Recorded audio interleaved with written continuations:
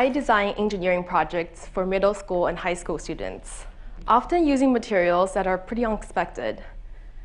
My inspiration comes from problems in my daily life.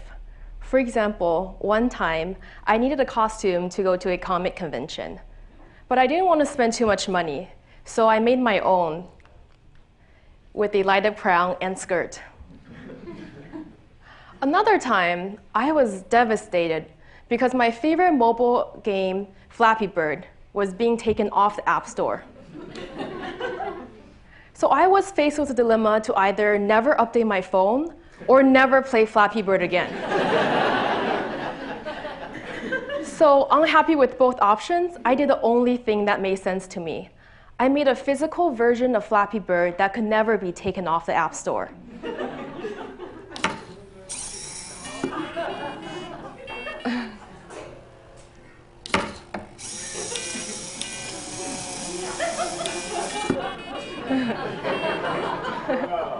So a few of my friends were also pretty addicted to the game, and I invited them to play as well. Ah! What the heck? And they told me that it was just as infuriating as the original game. So I uploaded a demo of this project online, and to my surprise, it went viral and had over 2 million views in just a few days. And what's more interesting are people's comments. A lot of people wanted to make it their own or ask me how it was made. So this kind of confirmed my idea that through a creative project that we can teach people about engineering. So with the money made from the viral video, we were able to let students in our classroom all make their own game in a box. Although it was pretty challenging, they learned a lot of new concepts in engineering and programming. And they were all eager to learn, so they can finish the game as well. So before Flappy Bird Box, I had the idea of using creative engineering projects to teach students when I was teaching at a middle school. We asked our students to build a robot from a standard technology kit. And I noticed that a lot of them seemed bored. Then few of them started taking pieces of paper and decorating their robots. And then more of them got into it. And they became more interested in the project. So I started looking for a more creative ways to introduce technology to students. So what I found was that most technology kits available in school looks a little intimidating. They are all made of plastic parts that you can't customize. On top of that, they're all very expensive, costing hundreds of dollars per kit. So that's certainly not very affordable for most classroom budgets. Since I didn't find anything, I decided to make something on my own. I started with paper and fabric. After all, we all play with those since we were kids, and they are also pretty cheap and can be found anywhere around the house. And I prototyped a project where students can create a light-up creature using fabric and googly eyes. They were all helping each other in classrooms and were laughing and discussing the project.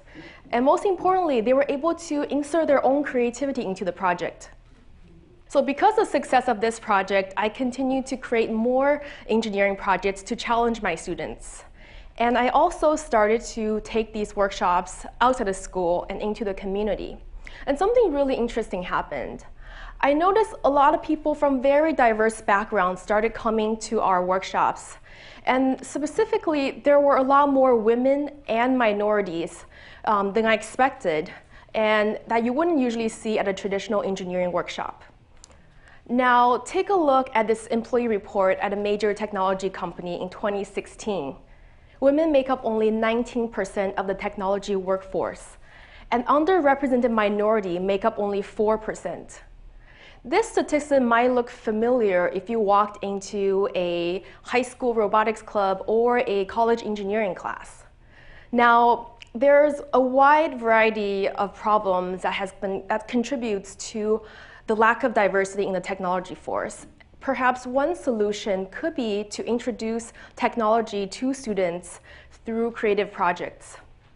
I'm not saying that this could solve everything, but it could introduce technology to people who originally wouldn't be interested in it because how it has been portrayed and taught in school. So how do we start to change the perception of technology? Most students think that it's boring or unwelcoming. So I have always designed projects following 3 principles. First is having a low floor, and that means this project is easy to get started. So take a look at this tutorial. The first project we ask students to learn is to make a circuit on paper. As you can see, it doesn't take very long to learn, and it's pretty easy, even for beginners. And having a low floor also means that we are removing the financial barrier that prevents people from completing a project. So with paper, copper tape, light bulb, and a battery, people can complete this project for under $1. So second principle is having a high ceiling. This means that there's a lot of room to grow and students are constantly being challenged.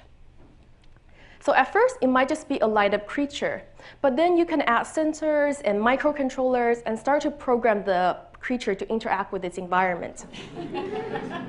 And finally, the third principle is customization. This means that we can make this project relevant to anyone. That's the beauty of using everyday materials. It's very easy to customize using paper and fabric. So even if you don't like Flappy Bird, you can still make your own game. So our game is about Justin Bieber because he's been speeding, and the object is to prevent him from getting caught by the LAPD. Yeah, but he's changing, so we're a part of his posse. Thank you.